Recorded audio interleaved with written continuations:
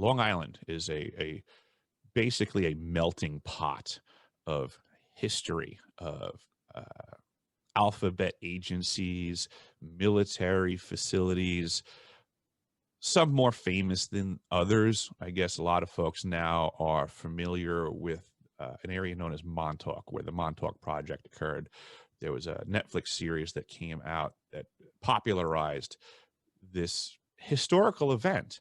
And a lot of folks don't really know that that television series was initially to be aired under the title of Montauk, and they were told they're not going to be able to air it under that name. They have to change the name. So in that process, it turned out a whole bunch more got changed. So you can get that Disney effect on history and that rewrite, and it can be very frustrating because it doesn't mean that these things didn't occur. I would suggest to folks, if you would like to see the less Disney version of the activities of what transpired on the east end of Long Island back in the day, also on Netflix, lest we forget that these folks do actually put the truth out there. There's a television series called Dark, and they present it as happening in a town known as Winden in Germany, but it's not. It's actually representing Shoreham, Long Island. The nuclear power plant in the TV series is representative of Shoreham, Long Island, and the Brookhaven National Labs facility, which is right across the street. Brookhaven National Labs is CIA, CIA, CIA. That's all there is to it. Go to the CIA website, go to their Freedom of Information Act section, which I've done videos on. Go to Deciphering My Experience on YouTube, and I've made videos that show you how to mine the CIA website for Freedom of Information Act requests. You can simply go in there and type in Brookhaven, Long Island, and you'll see all the CIA activity that has transpired there. They admit to it. It's not hidden anymore. It's a massive CIA facility across the street from Shoreham Nuclear Labs, which is right next to Wardenclyffe facility, which was Nikola Tesla's joint. That's where he functioned at on Long Island. Nikola Tesla stated very clearly and often that there are certain places on this planet that are better for working with and or studying energy than others.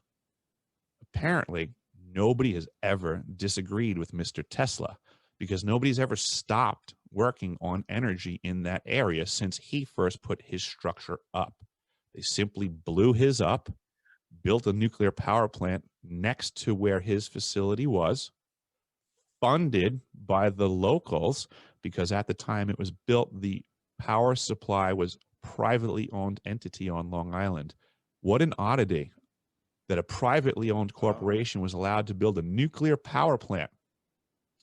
But lo and behold, at the time they were about to turn the switch on, somehow out of nowhere, a grassroots movement popped up stating, after years of construction, we don't want this power plant. It's not a good idea. It's dangerous. So the private company said, since you don't want this and we misread the situation, we're going to not turn it on for you. So then it turned out that the people now have to flip the bill for the power plant that they paid to build. And now, since it's a not turned on nuclear power plant that still requires all the safety protocols and regulations to maintain it as a shut down power plant with a fuel supply, it became a very heavy anchor on that local society. So they then said, well, we'll get rid of it then, so you guys don't have to pay for it to be here anymore. Since you don't want a nuclear power plant and you don't want to pay for the waste, we'll get rid of it so that you don't have to do that. So guess what they did with it? They moved that fuel supply across the street to Brookhaven National Labs and built a nuclear reactor to power the collider. What a cool bait and switch, folks. What an interesting tactic that the people got to pay for it completely. It's still in their geography. It's still a nuclear power plant that's firing every day that, according to the bluegrass movement, they didn't want. So it got shut down. So they paid for everything about this, but never got a return on their investment. Bam. That's how things work, folks. So these properties are damn near touching. And every single one of them sits on what was previously called Camp Upton, which was one of the largest Oh, military facilities in the history of the nation. Okay.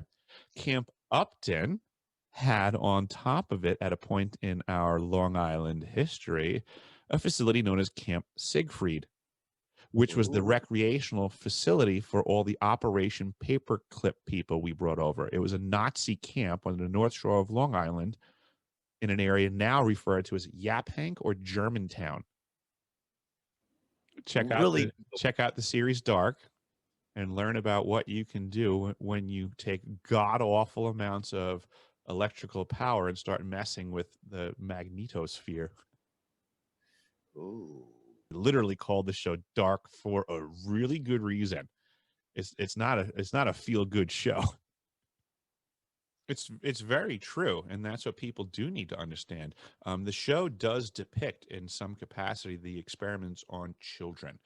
They do have a chair, like the Montauk chair, and it has a massive amount of power input to it, and the show does depict that there are children negatively impacted by being put in this chair. So that is part of the history that folks need to understand, is that these projects were very willing and able to gather folks for experimentation.